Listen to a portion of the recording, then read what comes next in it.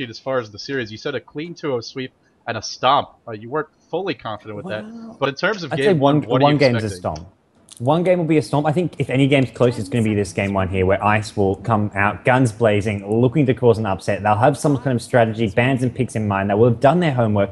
They'll have checked out some of Tongfu's recent replays, seen what they like to go for. But Tongfu are one of those teams, they don't really have any sort of set drafts, and they don't really have any sort of characteristics picks. So they're going to be still questioning what Tongfu are capable of. So I'd say this game will be close, and both teams will be maybe a bit nervous here, because this is still not a straightforward matchup for Tongfu. I mean, just that psychologically, I mean, 3 of these players did play and did lose to Ice. So this is a match they have lost before. So already, or out of the bat, Ice do have a slight psychological advantage, but definitely I think Tongfu are going to be pretty comfortable with their recent results.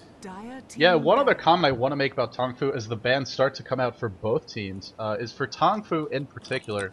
They are very versatile. Every player on their team is more or less capable of playing any role. Now, Kabu generally plays the hard support, but if you take a look at particularly Sangchain, he's been seen playing everything from Windrunner to Venomancer to Bounty Hunter to Lich to Puck. And Mu, of course, played Beastmaster, Shadow Demon, Rasta. And even How, he tends to play that hard carry role. But he'll play a jungler like Lycan, he'll play DK in the lane. He can also handle Lycan in the lane, of course. But the point is that these players are versatile in terms of what heroes they can play. And that makes it a little bit harder to construct a draft against them. Because it's not like you can see one pick and say, okay, that guy's definitely going to play that hero. And I know he's the only person who plays Windrunner for their team, so we don't even have to worry about a Windrunner pick. You definitely can't sleep on Tongfu doing something a little bit out of the ordinary with what player gets assigned what hero, because frankly, there is no ordinary for them. Yeah. And we'll have to see what they want to go with here with these early picks. Profit has been left in the pool, and once again, we do see Dire side with that first pick. It is random in game 1, and game 2, you switch sides with it being the same side getting the first pick. So it'll be Ice getting first pick on the Dire side in game 2, but I'd say Profit likely be the go-to hero. Tongfu will snap that one up, and Ice, we're going to have to see what they get in return. Leshrac still in the pool, likely be one of those 2 picks here, though. Yeah, I would be very surprised if I did not see a Leshrac. I mean, even when he doesn't work out, he's just got so much potential to do so. And he really forces your hand as a team. You have to worry not only about his burst damage, but also his ability to push down towers early on. If you ever lose a hero in a lane with Leshrac, he's going to at least do a bunch of damage to the tower, if not bring it down. So I would not be surprised to see a Leshrac here as well. Of course, there's a lot of heroes that combo nicely with him. We saw Sandcane in the last game. We've seen Shadow Demon a lot in the past, and I think that's the most favored combination. Earthshaker, not bad either, although a little bit less common. So we'll have to see. Leshrac is in the pool, and I guess the question is, are they going to go with a lot of aggressive pushing heroes if they go with the Leshrac, or will they go a little bit more balanced? I think Ice like to go more balanced. They like to use the hard carry, go for something like a Morphling, and even the Obsidian Destroyer, they've used him a couple of times. Or I guess we have to call him Outworld Destroyer now, but something to be worried about is that with this first pick Profit and with the way Tongfu, the strategy Tongfu used twice is the Beastmaster Vengeful Spirit combo, the dual auras, go for that stacking auras in teamfight. I have a feeling we may see Beastmaster and Vengeful Spirit come out with this second and third pick for Tongfu. I don't know if Ice are aware of that. They're going to go with the winner for now. Leshrac's still in the pool as well. Even if Leshrac gets left there, I'm sure Tongfu will be thinking, let's just go with that dual aura strategy. I think this was the exact sort of first 3 picks with the Profit. Beastmaster VS as their next 2 picks when they were up against MUFC last night. So we'll see if they want to go something similar here. Leshrac with the Windrunner. Just some strong mid-game heroes, some strong laning heroes as well. But this is maybe not going to be Ice going for a hard carry here, depending on whether Leshrac is going to be solo or support here. But definitely it's flexible. They've got their options open. They can play it in either role, which will keep Tongfu guessing a bit. Yeah, you mentioned the R strategy, but if you go for a Beastmaster and Avenge, you're not only getting Rs, you're getting fantastic ganks. And you throw in that Hawk with its ability to scout, as well as the Prophet's ability to just join the fight whenever he needs to, plus the initiation of Roar, Swap, and Magic Missile. That is some serious gank potential, and against a hero like Leshrac, a lot of lockdown for him. A lot of lockdown for the Windrunner as well. So if they go in that direction, I mean, of course, the Rs are fantastic, do not get me wrong. You cannot underestimate that physical DPS, but keep in mind these heroes offer more than just the Rs. They are the Dire Squad, so if they want to go for early Roshan after getting a couple of kills, they'll have the ability to transition right into the pit. If you've ever watched Tongfu before, they generally tend to favor a lot of heroes that shine in the mid to late game, like around the 35 to 40-minute mark or so. Heroes like DK, Invoker, Bounty Hunter, Windrunner. Queen of Pain definitely fits that bill, and you mentioned this to me when we were preparing for the cast, that it seems like a lot of these teams, especially the Chinese teams, are shying away from the traditional hard carries like Morphling, Anti-Mage, heroes that just want to farm all game, really max out their inventory. And they've been favoring heroes like Queen of Pain, who get going earlier, need less to be effective, but have the potential to scale if they do well, and be able to take a team at a nice lead from a decent position in the mid game into a win in the late game. Yeah. So the Queen of Pain pick here makes a lot of sense if that's your goal. Yeah, and it's one of those things where they in a lane they can playing Queen of Pain as a farm. I mean, the thing is, he has much better lane control than a hard carry, because once Queen of Pain gets level 7, level 8, whoever you're laning against has to be playing so safe. If that's an Anti-Mage or a Morphling, your opponent in lane can just keep on counter farming you, and you'll end up, even if Anti-Mage is getting farm, your other team, you're not limiting their farm. Heroes like Queen of Pain, winner out of Leshrac can limit your opponent's farm intake and really get a lot more control over the mid-game stage. So we'll see what Tongfu want to go with now with the Queen of Pain. Beastmaster will be considered, but there's your Broodmother, third pick by Ice. Not something I think they've done all that often. I can't remember I don't remember them picking Broodmother at all as of late. I can't actually remember all their games in the Gigabyte Dota Masters, but it's something that may cause Tongfu some laning problems depending on whether or not they want to try and match it in a 1v1 matchup. They could go for something like the Sand which is very likely to be banned out now. When you pick the Broodmother in that third spot, it's almost always that you see Sand being banned out, so you can't just go put Sand against the Brood in a 1v1 matchup. But that's not the only way to deal with the Brood. You can chuck a dual lane or a tri lane against it with Sentry Wards. Yeah, you also have a Prophet, and of course, if he TPs in and sprouts the Brood, sure, she might have a set of tangos early on, but in the mid-game, even after the first few stages of the laning phase, she's not going to. And of course, he's a great candidate if he's playing that secondary support role, or even if he's just having a decent start to buy those wards, and then Broodmother is just flat out dead. That being said, I still like the Broodmother pick, because it gives them the ability to spread out the map, and although Tongfu is a pretty mobile lineup with a Queen of Pain and a Prophet, they are quite squishy, and they're pretty... Right now, they only have one reliable way to lock down a hero, which is that Vengeful Spirit. And of course, at early levels, she's not going to be having boots, she's not going to be the most mobile hero, and she's quite squishy. The other thing about Tongfu's lineup, they're lacking in terms of anti-push. Sure, they have the Prophet ult, they have the Queen of Pain, they both got decent AoE, but they require levels to be effective. And if the other thing about the Broodmother is the Spiderlings, although they can be mowed down by that AoE, the Prophet ult in particular, a lot of bounces are wasted on those units, which means it's enough time if the Leshrac ever rotates up to the Brood's lane to push down a tower. Yeah. When you have a Leshrac and a Brood, it's just that constant two-pronged threat of pushing down towers. It's a decent way to help deal with Tongfu's lineup. Still, you mentioned the Sand ban, and we see it here. Earthshaker is the reply, so Ice is going to be denied that easy initiation. And if you look at Ice's lineup, they seem a bit lacking in that department. I'd like to see them pick something up that gives them that team play. Sure, Shackle Shot is great if you land it, but you can't count on it.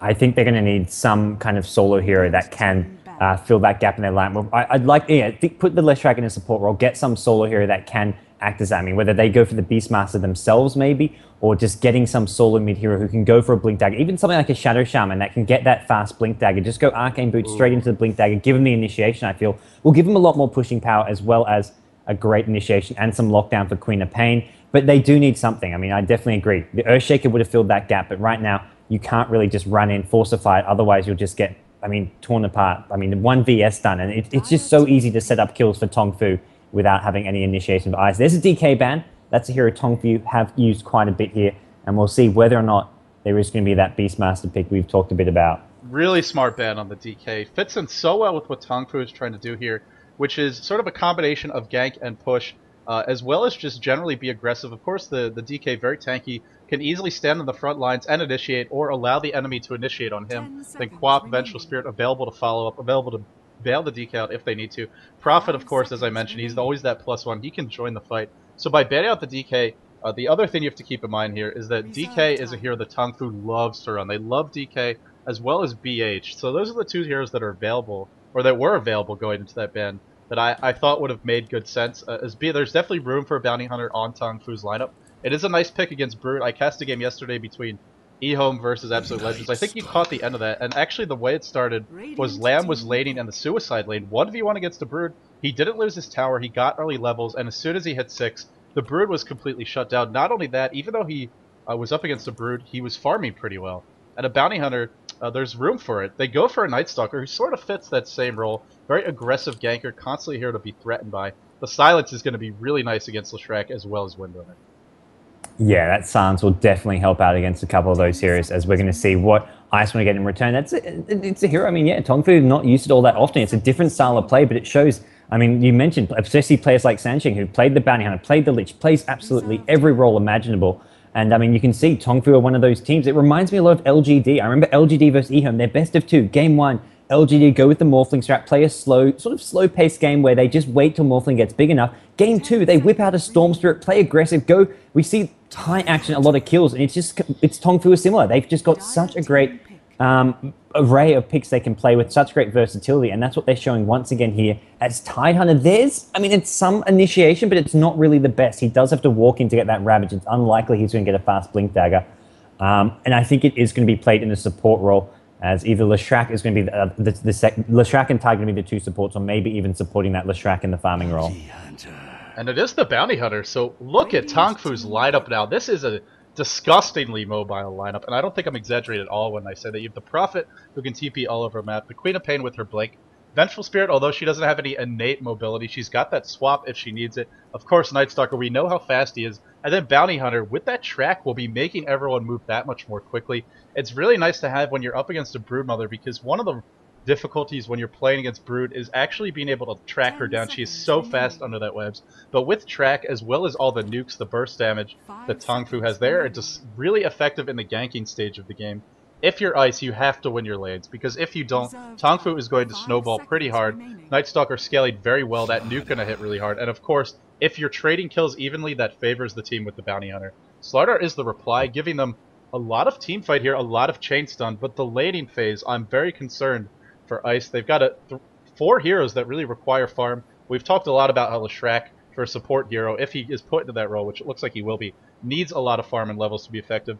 Tidehunter, not so much, but the Windrunner, if she's support, is going to be really struggling. So I'm a little bit worried about Ice. Their lane control is not fantastic. Windrunner, Leshrac are decent. I guess we're going to see a Tide, Slardar, Leshrac tri-lane, probably a Brood soloing and a Windrunner soloing. I'm not sure how that's going to work out. It could be some sort of dual lane, but it's just an awkward lineup for Ice in the lane stage. Yeah, I agree.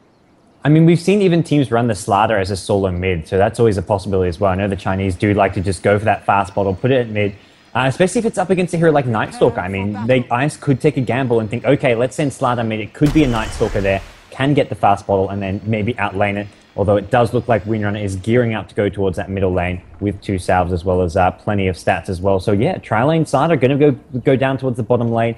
And I've got to say, I mean, you mentioned Tongfu have a stronger laning phase, and the Radiant Team Ice may have a bit of an awkward lane stage. But even the mid game, Tongfu just have such great mobility around the map. During the night's time, they've got the Nightstalker. I mean, Nightstalker Prophet have just such great ganking potential, those two. Nightstalker can just go target a lone hero by himself, Prophet can TP and set up some kills, not to mention there's a Bounty Hunter to stack with that as well. This is just such an aggressive mobile ganking lineup that I feel Ice, heroes like Leshrac, I don't want to sort of hazard a guess as to how many deaths we may see, but it could be a very tough game for this Leshrac.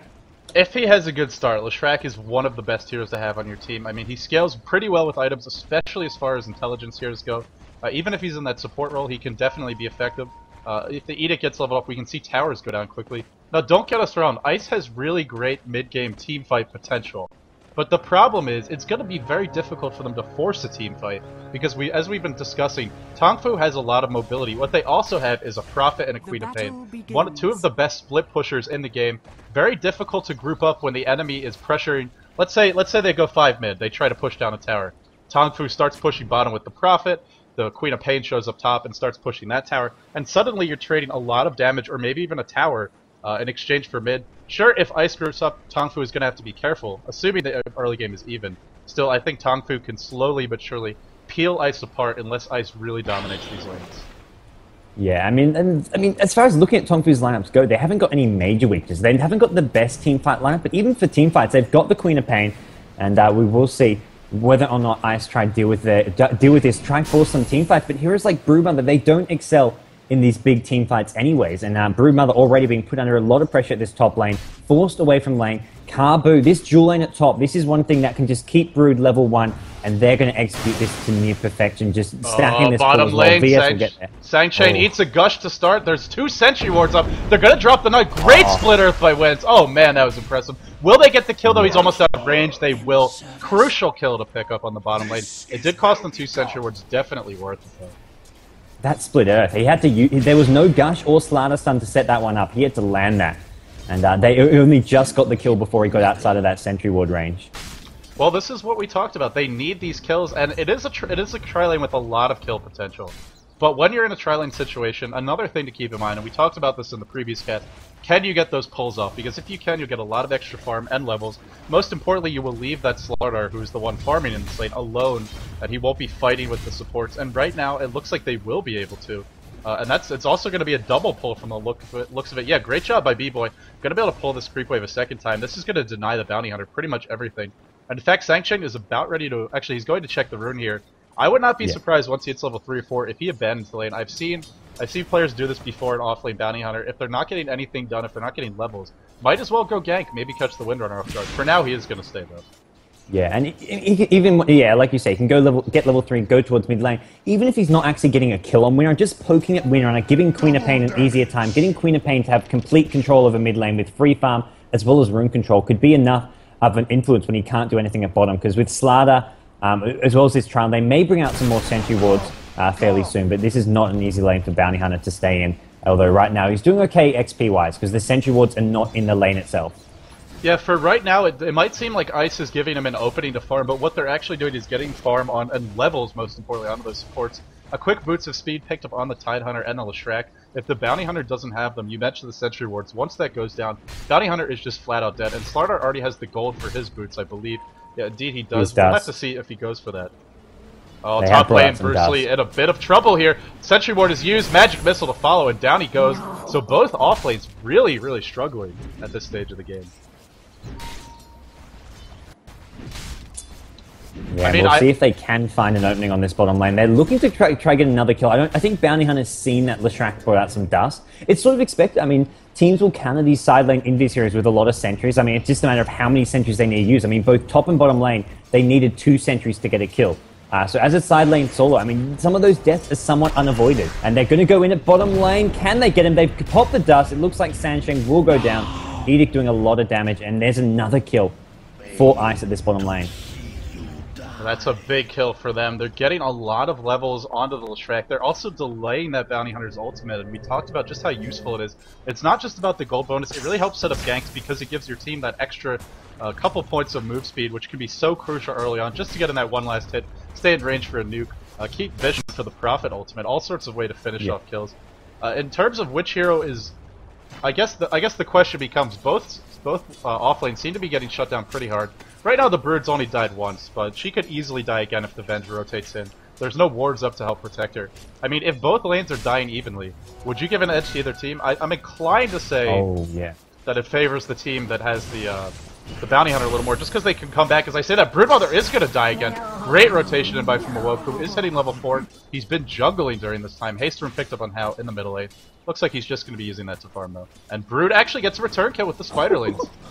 Yeah, that was the just couldn't get away from them. But no, back to what you said, I do think it favors Tongfu, not just because Bounty Hunter can catch up with track, but because Bounty Hunter is not that farm dependent. He can just go for sort of the utility build, where he gets a drum of endurance, gets just some treads, and then transitions into sort of a mid-game BKB. But basically, just spamming track, helping out his team. It's going to be all about the Queen of Pain, the Prophet, and the Night Stalker. They're the ones who'll be cleaning up the kills. Bounty Hunter is just there to sort of poke and spam the track, whereas Broodmother can't really have much of an impact without items, can't really get involved in team fights. All you can really do maybe is provide some split pushing and put pressure on towers, but you can't actually get involved in the action, unlike a Bounty Hunter who all you really need is some levels, which he's 3, getting close to level 4. He's now swung mid. Like you said, get level 3, then go help out with the ganks. Queen of Pain taking the tower a bit here, and the Shuriken Toss not going to get this kill, but Prophet is there. Queen of Pain ultimate.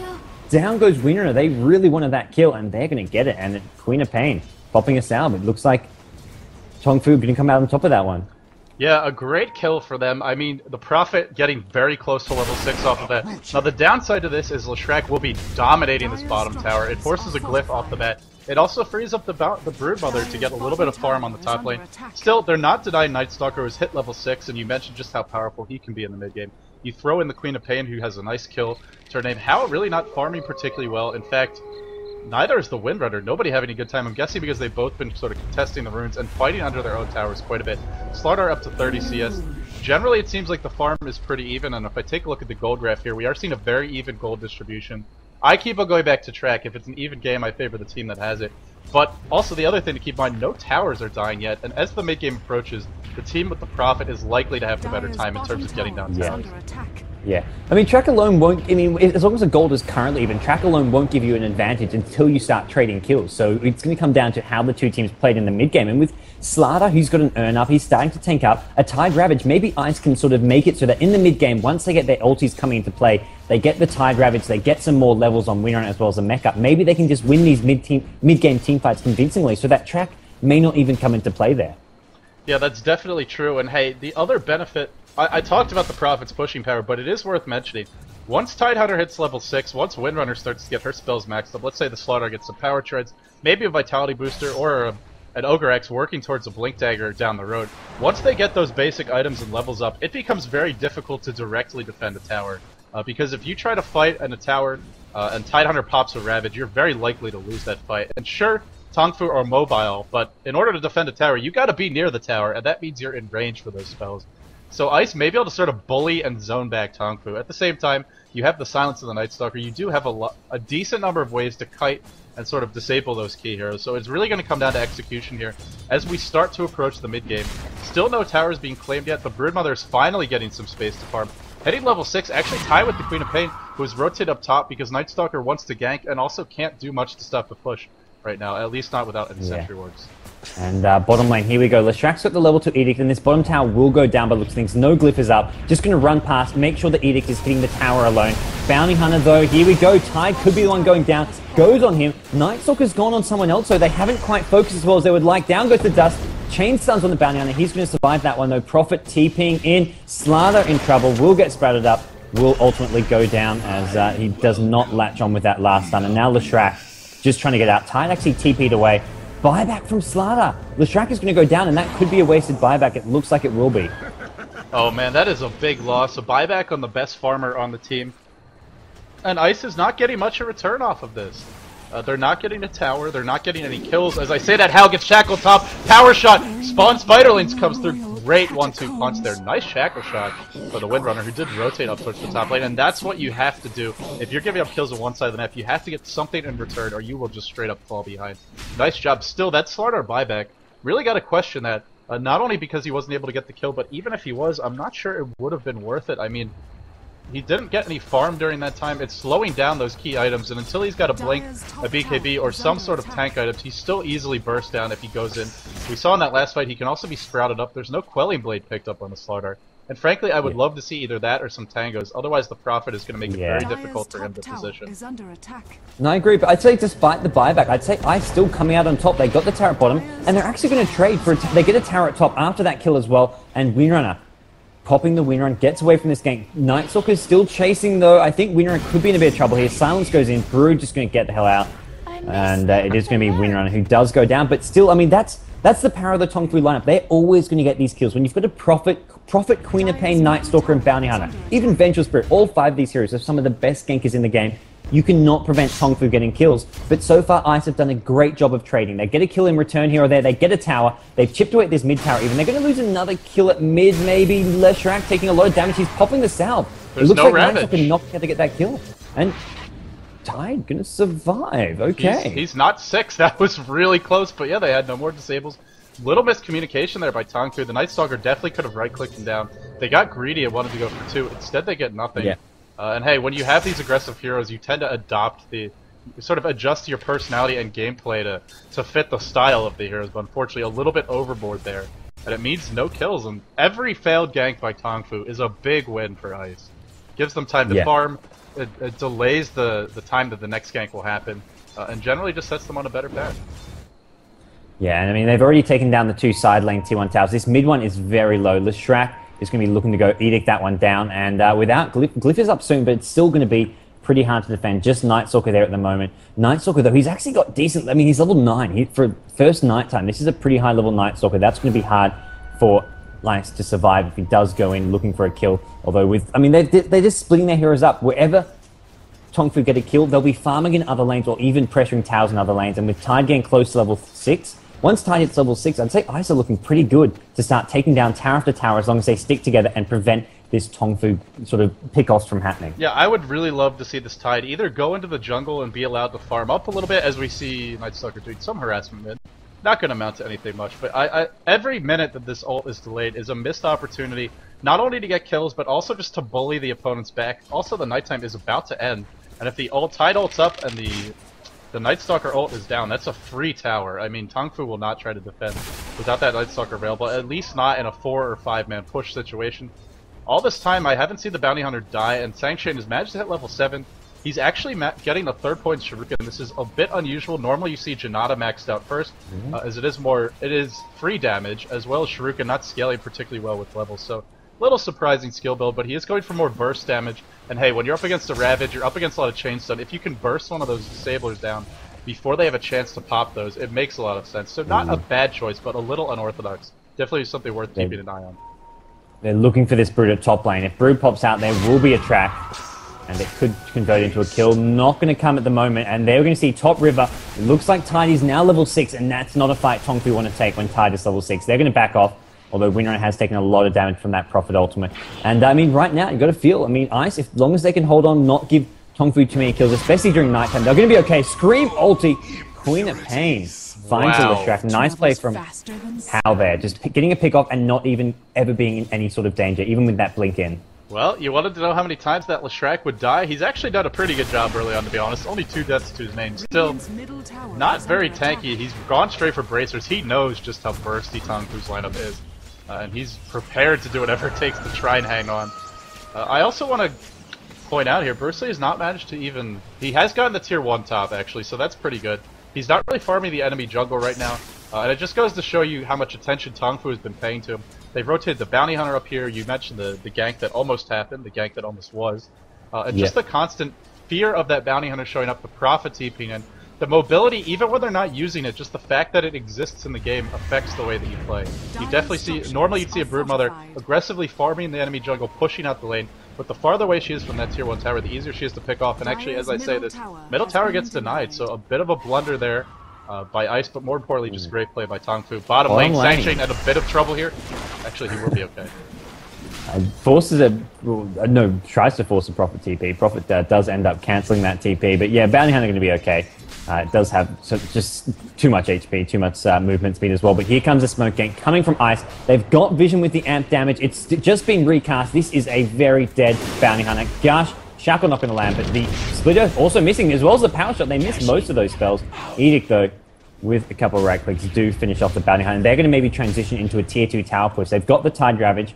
It's just whether or not Tongfu can maybe span them back with a couple ranged nukes, which may be able to prevent them from pushing. But right now, I mean, if Ice can get some more towers going their way, Tongfu, yet to take a single tower, are starting to sort of fall behind, at least in terms of gold difference. Although, I mean, it's one of those things where as soon as they start getting a few more kills with the track gold, it could quickly turn around. But as long as Ice, I mean, they just have to really stick together, not sort of have too many pickoffs, and they'll be in a pretty good position. Yeah, frankly, I'm very impressed by Ice's play here, and we have not done an item check, or at least we haven't talked about them much, so let's do that now. Oh, actually, bad time to do it, as Gigolo is initiated on. He's silenced up. Looks like the Ravage is... There's no mana for the Ravage. The wand just popped, the Ravage comes out, down goes the bench. Prophet picks up 1 kill. Will he be able to get another? B-Boy TP not going to fly out. Wenz will be able to get his TP off, though. Despite using a Ravage, they end up trading poorly, and those track kills go in the way of Tongfu. That is a big shift. I was about to credit Ice for doing a good job of putting a bunch of heroes bottom while Bruce Lee farms top, really pulling the Dire lineup apart and spreading them out, which I said Tongfu would be able to do, but it backfired there. The Tide not ravaging in time, I mean, not popping that once, or maybe he didn't have the charges until a few nukes went off. Either way, that was very unfortunate. Yeah, he used the gush first, which ended up being a bit of a blunder. I mean, he gushed as he was running in to try while getting in position for Ravage. When he was in the good position, he's suddenly like, oh wait, I'm 5 mana short. Got to pop my magic wand, and by then it was a bit too late. Slaughter was already dead. But still, I mean, Ice now need to be a bit more careful. I mean, those kind of kills are just going to start making this game swing very quickly out of control in terms of the track gold, as well as just the momentum swinging toward Tongfu's way. Although with it now switching back to daytime, the Night Stalker ultimate has worn off. They will buy themselves some more times, and it looks like they want to go for another push, especially now with it being daytime. Night Stalker will not have ultimate, and we'll see if they can maybe pressure that tier 2 tower, although Winrun is currently at mid, so it's a bit of a split effort. They've got 3 at bot, one mid, one top, and that's not really the kind of position you want to be in when you're up against such a mobile and such a great ganking lineup that tongfu have. They'll just pick off those lone heroes really easily. Yeah, speaking of those lone heroes, Bruce Lee, although he hasn't really been doing too much to pressure the top tier 2, it is at full HP, he has managed to work his way up to 2,700 gold. I am curious to see what he goes for. Will it be a Mad Style, an Orchid, a BKB? Those are the most common choices. Hasted Night Stalker comes in. Who cares if it's daytime if you've got the haste? Sprint is popped by the Slaughter. Great Sprout on 2. The Quap ult to follow. Split Earth will hit Prophet, but I believe the fight is already lost. And pushing without that Ravage, very dangerous. Hal really picking them off, punishing the aggression. That Sprout was fantastic, and G&A diving all the way back to the tower. They're not going to trade anything, just 3 clean kills, and I believe at least 2 of those were track kills going back the way of tongfu. That is a big trade, and hey, you called it. You know, you don't have your whole lineup there, and they're going to punish that. Yeah, I don't mind the 4+1, but doing this 3-1-1, they could either pick off on Brood, pick off on Winner. There's just so many good fights for tongfu that they can take. I mean, it's basically like, okay, which of these do we want to take? Do we want to kill Brood and then go try and push that T1 top tower? Do we want to just go for these 3 heroes at bottom, and then they get the 3 heroes at bottom, they get a T1 tower, that's their first tower, but I mean, that was a situation where they needed Winner on bottom with them, or they just need to be playing a lot more safe there. They were right up on the T2 tower. They had Edict on that tower. That was never going to be a good situation for Ice to be in, as Winner are now going to swing towards the top lane, just provide Brood some backup, but if they come to get this Brood, they'll do so with 2, 3, maybe even more heroes, so I don't think Winner will be able to help out the Brood all that much in this top lane. Speaking of that Windrunner, she has worked her way up to a mechanism, so a decent support item. Not the fastest mech in the world, but she has been moving around the map quite a bit, and we haven't really looked at farm too much, so let's see how she's doing. 71 CS on her, 86 on the Slaughter, 85 on the Brood. The 2 supports getting something, but not a whole lot. Sanctioning set up here for a gank, and although he doesn't have much in the way of items, he has managed to pick up a Bracer. Looks like he's working towards drums. We'll have to see. There's definitely other options there. But for the moment, yeah, Windrunner is just babysitting, but look at the tongfu lineup slowly closing the net. Prophet TP'ing in from the back. Track to initiate. Will they be able to cancel this TP? They will, as long as Night Stalker holds on to that Void. He does save it. Great intelligent play there by Moo, and that is a kill that they do not want to give up on the Windrunner. The Broodmother was also dusted during that time. Bruce Lee is going to go for a TP out. A bit risky here, but he will be okay. But more kills, more pickoffs. Things are just getting... starting to sort of snowball out of control here, you've got to feel, with tongfu getting kill after kill. They're starting to get their core items as well. They're getting these kills without even having much item-wise. They've just got the levels, and it's all about the hero composition right now, as well as the way they're playing their draft. I mean, Prophet just with Treads Midas, Night Stalker just seeing on phase boots with an Urn, even Bounty Hunter just Treads and Abrasive, starting to build that drum of endurance. They haven't got much item-wise, and once they get these items now with all this kill gold they're getting, as well as some towers starting to go their way, things are going to get really difficult for Ice, who, I mean, they're getting some decent farm and towers of their own. Brood getting close to that Orchid, but even still, they're not going to be able to really team fight. Yeah, this all just goes back to how small the margin for error for Ice really is. And it's not to say they can't still turn this thing around, and in fact, they have a blink on the Slaughter. One of the best ways to turn around is to get some fantastic initiation. Almost hitting level 11 on that Slaughter. That ultimate will be hurting quite a bit. If you look at the Dire lineup, their armor levels are decent, but it's not like they have a Dragon Knight or anything like that. Most of these heroes are fairly easily picked off. Dust is popped on Sanctioning at absolute max range. The Gush is available. Ravage as well. Will they blow the Ravage for a single hero? Looks like for now they're not going to need to. Great job by Ice. A big pickoff onto the Bounty Hunter. So the gankers become the gank. As I say that, looks like Windrunner in a bit of trouble here. And Prophet pops the ultimate, bouncing through. And it looks like a Void. Mechanism is popped, and actually she's going to live. That early mech definitely saving the day. So Ice gets a kill, and they don't give anything up. They also don't give up a tower. Gotta be happy if you're making those sorts of trades.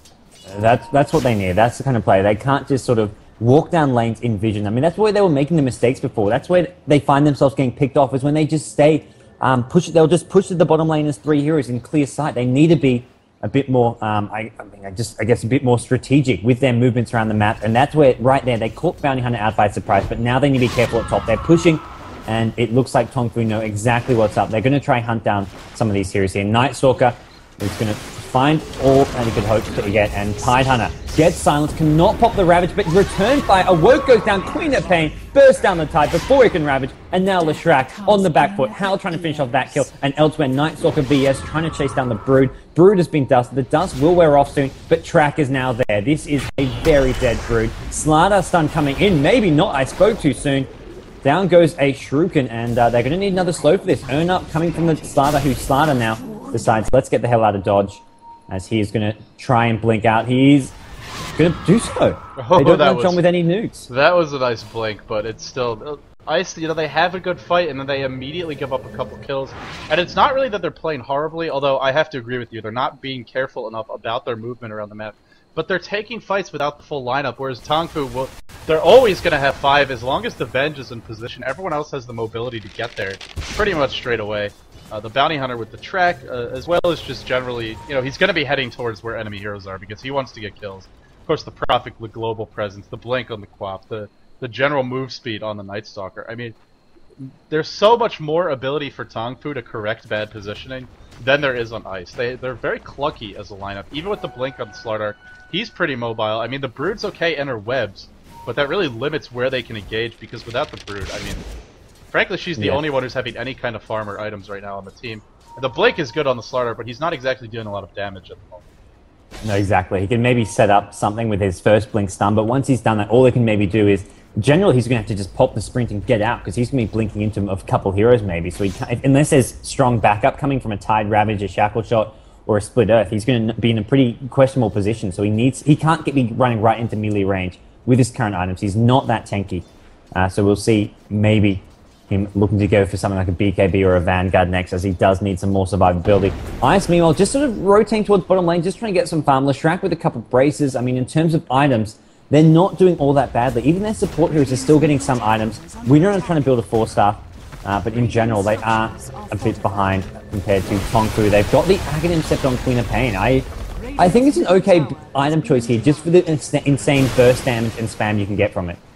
Oh, B-Boy in kind of an awkward position here. Actually, Slardar is going to initiate. Pop fishing for that opportunity to drop the ult. Wants to try and take out the Tide Hunter before he can Ravage, but for now she's just going to sit on the high ground. One hero down. They can chase. Slardar is strong in this situation. Track onto 2 heroes.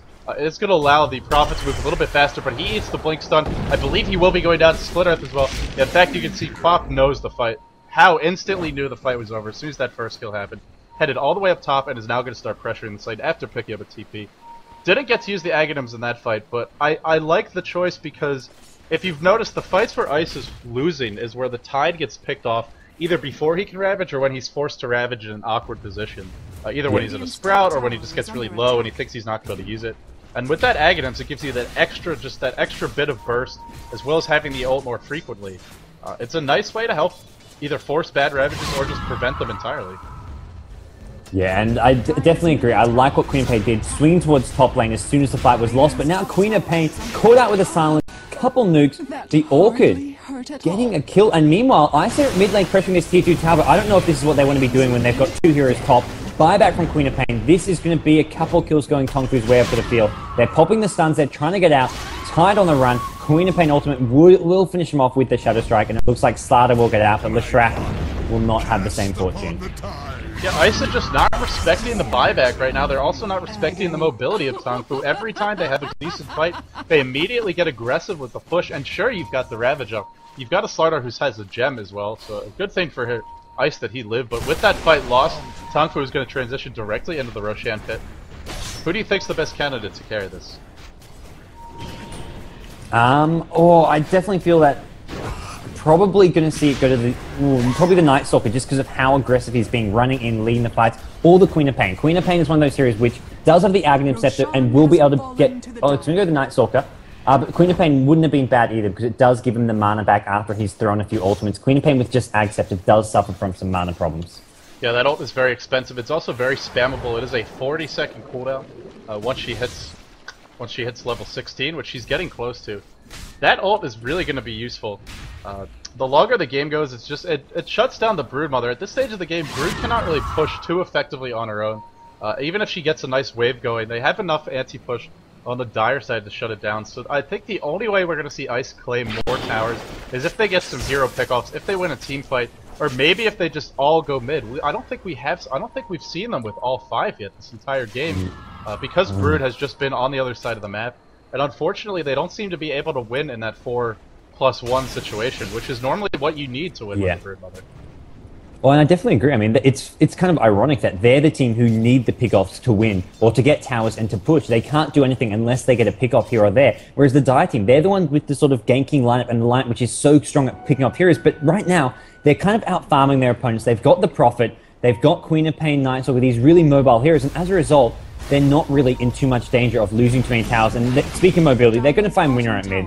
Prophet and Night Stalker with the nukes. 4-staff as well as Mech being popped, but Windrunner still being chased. Sprout goes down, one more Void. And it looks like Windrunner will go down. Oh, there's a Ravage keeping Windrunner alive. Is there a Shackle Shot as well? BKB being popped by Night Stalker. Does have the Aegis. Is it going to be lost? It does not look like it. Looks like Night Stalker as well as Prophet get out. Great save on the Windrunner. Oh my god, look at this. Look at this movement by Tongfu. Oh. Such a delicate dance they are performing here, and Ice is just getting, frankly, you know, Tongfu is running circles around them. There's really no other way to say it. The Tide Ravage was used there. It didn't net them a kill. It did save the Windrunner, but a Ravage just to save a support Windrunner. She does have a Forge Staff as well as a Mechanism. She's definitely an important hero on their team, but it's not like this is a farmed anti-mage or something where saving that hero is going to mean the difference between a quick game-changing you know, item like a Manta style, or you know, it's also not like she's close to a Hex or anything really big. So it was a nice Ravage and it did save her, but it's really not. Blink in for the Slardar. He wants to go on Sangcheng, who actually has a gem. I believe he claimed that when the Slardar died previously. And we've talked quite a few times already today about the power of that gem and how the Chinese teams like to go for it. Well, in this case, they didn't buy the gem themselves. It was donated to them by Ice, and hey, with that gem, they're going to easily be able to control the map, even more so, and they've already been doing a good job of that. No, I fully agree there. And that's just one of those fights where it always feels like Ice are outnumbered because of how mobile Tongfu are. They always seem to be, all of these little skirmishes going on within the big fight overall, it always seems Tongfu have a numbers advantage. They're the ones putting Ice on the back foot. I mean, Prophet TP'd out on red HP, then it was with a TP scroll, so immediately he teleported back in using his teleportation skill and was back full HP in the action. So it's just one of those things where Ice, if they don't finish up heroes, they'll go away, they'll come back after healing up and be back so quickly that Ice are always being outnumbered and overwhelmed. Yeah, and again, Tongfu with that Prophet, they're not losing towers, and against a Brood, this is a bit surprising. Normally, by the 28-minute mark, you expect a Brood to have down the tier 2 inner lane, unless she's being ganked constantly, and let's face it, this Brood has died a couple of times, but Bruce Lee has had a lot of opportunity to push that lane. It's just the fear of these ganks, and we keep on discussing it, but it's not only the ganks that you get off, it's also the ones that your opponents are worried about you getting off. It allowed them to get a free Roshan, it's forced them to use a Ravage where they might otherwise not want to, and at this point, I see the Broodmother's close to BKB. I don't think that's really going to be a significant pickup. I mean, sure, she won't be able to be bursted down. She has an answer for that Night Stalker silence, as well as a lot of the nuke damage, but she can be kited. They have Sprout if it's well placed. The Brood, if the web's on cooldown, won't be able to get out of that. More importantly, the Bounty Hunter track, the swap from the Venge, the blink from the Queen of Pain, as long as the silence isn't being used. A lot of ways to sort of kite this Broodmother, and most importantly, I think it's the track. Just that move speed makes it so hard for Broodmother to lock anyone down. If it's not a good Ravage, if it's not a good Blink Crush, I mean, I think at this point, Ice needs like a 3 or 4-man Ravage or Blink Crush to have any chance at taking a convincing team fight. They may get a kill here or there, but a kill here or there is not really enough when you're behind on gold to a Prophet and a Bounty Hunter, as well as the semi-carries and the Night Stalker and the Queen of Pain. And the problem, I mean, like you mentioned, I mean, here's like it's melee carries in general. They just get kited around so badly in the late game. I mean, sure, Brood is up against Bounty Hunter, Night Stalker, 2 other melee heroes, but they have such great mobility. They're fast, they're agile. I mean, Bounty Hunter can go in and out of Windwalk, and I mean, they've got the track speed as well. So all the Dire heroes get that speed boost, and it's going to be really hard for Brood to sort of do too much in these team fights. Even with BKB and Orchid, I mean, 30 minutes in, this is some decent Brood farm, but is going to need the Tide Ravage as well as a nice placed Shackle Shot to actually latch onto any hero here. And the other downside to Brood as a carry is that she's very ineffective outside of her webs. At most, she'll generally be able to drop 1 web in an area where she doesn't already have them. And if you're Tongfu, you could just back off and go fight somewhere else. Fight across the map where there are no webs. So this Brood, I mean, she can't fight everywhere, but Tongfu can. And as long as Tongfu isn't fighting under the webs, they're going to have an easy time. As I say that, they're not afraid of the webs. That is for darn sure. Bounty Hunter getting close to BKB. 5 heroes grouped up. I think this is the first time we've seen Tongfu attempting to push as opposed to gank. They do have an Aegis on Night Stalker. He's had this BKB for a while, as well as a point booster, going for an Aghanims, and this is a common choice, but I love it in this game because they're looking to secure map control. A Night Stalker with an Aegis, as well as I believe they still have the gem on the team. Indeed, it's on the bench.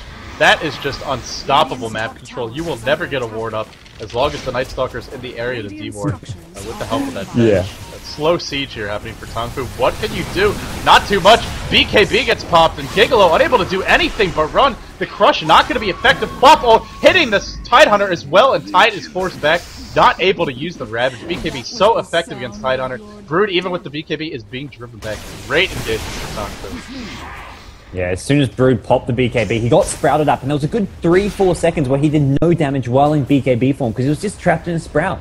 Had no way of getting out. The web was on cooldown, and in general, I mean, at this point in the game, Prophet is so good at tiding both Slardar and Brood. Sprout can just become absolutely devastating. Even, actually, you know, the Quelling Blade's been sold. Slardar no longer with the Quelling Blade, and I mean, they just don't have any ways to help deal with it. It's almost as if they have to focus down that Prophet, use those Blink Daggers, and just kill a hero instantly, or the fight is lost.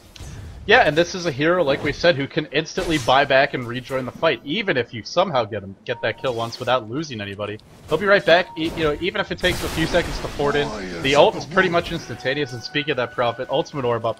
Most likely going to be a Hex, of course. It's possible to be something like Met style, but with a Hex, I mean, another way to lock down Slardar. He can blink in, but then you'll immediately Hex him up, no stun for him. Same with the Windrunner, great lockdown for her, and while you are Hexed, you actually don't evade when you're in that Windrun form, so it's going to make her a little less survivable in general, as well as just giving them one more way to deal with the Leshrac and the Broodmother, who are already having an issue staying alive. So the Hex is a ways off, but hey, this Prophet is going to get the chance to farm, because Ice is in no, or Tongfu rather, is in no danger of losing their towers. Ice is in no position to threaten them. Yeah, no, Ice can really not do all that much there. They're really just stuck back on the back foot, whereas Tongfu, they're using this control they've got just to farm Ancients, farm Neutrals, keep this lead going their way, as, I mean, they're just starting to really get a bit out of hand. I mean, the gold lead now jumping up to over 10k. This is what's been mentioned time and time again. I mean, as long as it's on level footing, as once Tongfu start getting kills going their way, that track gold will just boost up, and the exponential growth of Tongfu's team with all the bonus gold they're getting for all the heroes in range is just getting, I mean, a bit insane now. As, I mean, Ice, they're not even, I mean, Slardar can't even finish his BKB at the moment. You've got heroes like Winner trying to build a sheepstick, but even ultimately, when that sheepstick is finished, maybe around the 40-minute mark, it's going to be a bit too late, you've got to feel. Yeah, and it's not just the fact that the Slardar can't finish his own BKB, it's also the fact that there's no answer for the BKBs as Wenz is initiated on a single Janata crit. Look how low he is. Nice Blink Crush, but down he will go anyway. Shackle Shot will latch on a Woke. Great swap away. Power Shot not going to hit. BKB was popped on Sanction, and it looks like Gigolo is going to get brought down here. Bounty Hunter Manny up versus Slardar. That is not what you anticipate when you pick into that Slardar. Bruce Lee in a lot of trouble here. BKB is popped, but down he goes. Tongfu, they always have more heroes. It's like every Ice hero is systematically being surrounded, isolated, and brought down. Those BKBs are certainly helping, as well as the mobility. Tongfu is, not only is How unstoppable, but Tongfu is unstoppable at this point. Yeah. I mean, you used the word earlier. Clunky really just sums up this Radiant line. They're not, like, their heroes cannot move around. They can't really position. I mean, they get caught out of position, but it's not ultimately from bad play. It's just from Tongfu outmaneuvering them with these agile heroes, as well as, I mean, the Blink, the teleportation. Heroes like Tidehunter, Leshrac, especially a support Leshrac, can't really do all that much. Not to mention melee heroes like Brood and Slardar. Even a Slardar with a Blink, if he gets caught out, if he can't use that Blink, suddenly they just go down, and we're going to see probably this bottom rack being taken out here with Tongfu marching on through, following that team wipe. Oh, and with this Rex down, the fact that drums are popped, they're going to bring it down that much quicker. They have about 10 seconds to go here, and let's see, Roshan about to respawn, so they never even used it, but they will happily go ahead and claim the second Roshan. And look at them already rotating towards their Prophet going to the Secret Shop. I expect to see him transition into the pit right after this. Hex picked up on him. Just more items. The items continue to pile up for Tongfu, and that Slardar still trying to farm his BKB. This is not what you hope for when you have a farming Slardar. And you have to remember, there was a stage of this game where Bounty Hunter was level 3 when Slardar was like level 6 or 7. Bounty Hunter didn't even have boots to his name, and he rotates mid for a gank. He didn't even have track at that point, but just a tiny bit of gold boost, experience boost. A few more plays like that. In the mid game, he farmed up top versus the Broodmother, who was doing well, but was not doing anything to shut him down in particular. And a couple of track kills, in fact, a lot of track kills. And now Sanction is way ahead of that Slardar. Oh yeah, and I mean yeah, I agree. Ice had their opportunities. They were doing well in that bottom lane to start off. I mean, 2 early kills on Bounty Hunter really shut him down, limited what he could do. And the other lanes, they weren't going horribly. I mean, Brood had 1 or 2 deaths at top, but still got some farm. But ultimately, it was just the decision making of tongfu to bring them out on top. Whereas Ice, right now, they're looking a little flat and just going for all that split push style. They are going to find Queen of Pain. Queen of Pain pops a blink, gets stunned before she can BKB. How gets absolutely taken out. That's a nice pick off, but I feel ultimately it's just going to buy them a little time, and we're going to see tongfu just sort of back off, say, okay, that was a silly mistake, but now we can just farm out our own neutrals, play it a bit safe, wait for Queen of Pain to come back and go for that Roshan. Right, it's not like Ice can, you know, just turn things up into a second gear and suddenly take towers. Sure, they've got the Leshrac, but that's about it for the push. Broodmother can push, but she's a very systematic pusher, and her creeps are just mowed down at this point by the AoE. That Quap also has the buyback. If she ever needs it, she can pop it. That was without her getting her BKB off. If she got her BKB off, unless Slaughter gets a really lucky batch there, she's just going to walk away, and then suddenly it's a huge turnaround. So that was pretty much the worst possible situation for that Queen of Pain. And what did it really get Ice? It got them a little bit of time to push out bottom lane. It means they're not going to lose a big fight until she respawns. But beyond that, it's just not enough. Yeah.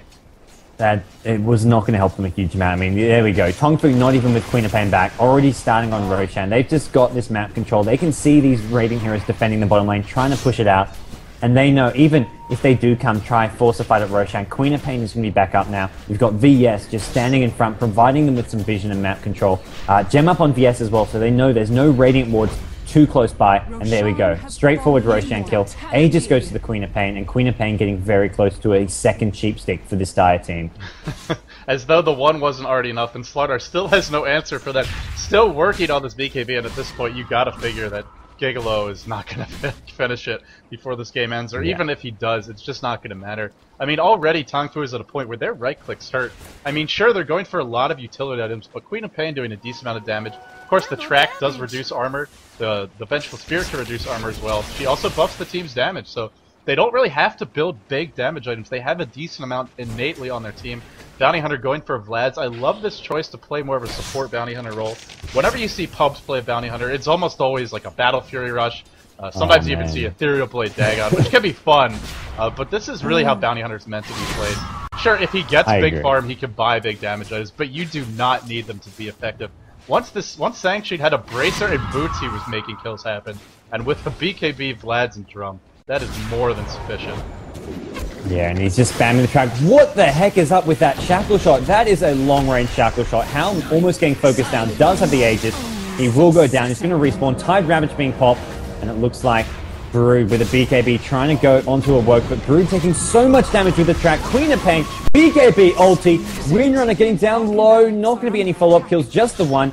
Gigolo in the middle of the fray, and he gets taken out. 2 kills for tongfu, and they're going to push on, go for this tier 3 tower now. 2 things to mention there. First of all, Tide Ravage did nothing in that fight because everyone had their BKBs popped. Secondly, that Slaughter hit a 4 hero, it might have been, I think it was a 4, it might have been a 5 hero Slytherin Crush. And tongfu just turned around and said, okay, we're gonna kill you now, buddy. Ben swaps him back in. Instantly, you saw how he melted. This is a Slaughter, one of the naturally tankier heroes in the game. He's even building tank, but he's just so far behind. The gold is not there. GG comes out from Ice. Hey, they gave a good showing at the start, but tongfu, this is where tongfu really excels. That 35 to 40 minute mark, that's the kind of heroes they pick, heroes that are going to be dominating and most powerful at this stage of the game, and they're showing their strength here. What do you do against this? I mean, I think you start by not giving away Prophet, because that is just too perfect of a fit for tongfu's style. Well, I know AL just I speak with those guys, and they just say we just don't. They're just like, we can't give Prophet to Chinese teams. They just use it so well.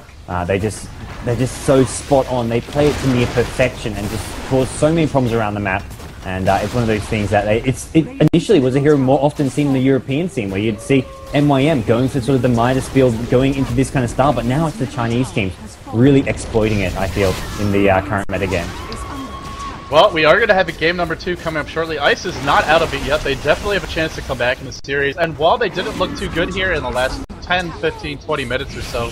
That's not to say that they played poorly. I think this was more a question of they had to play perfectly to win this game because of the way they drafted and the way they let tongfu draft. So maybe if we see Ice pick a little more mobility of their own, perhaps a bit more late game, a hero that can deal with BKB carries better, heroes that can sort of counter the mobility of the Bounty Hunter, Queen of Fate. Maybe if the bans are a little bit different, they'll be able to give tongfu a better run for their money. In spite of this being a one-sided affair at the end, I'm actually pretty impressed with how Ice played. A few mistakes, and tongfu, you gotta give them a lot of credit. They completely capitalized. So that is gonna do it for game 1. tongfu takes it, and we will be back very soon with game number 2. Thanks all for watching, and please stay tuned.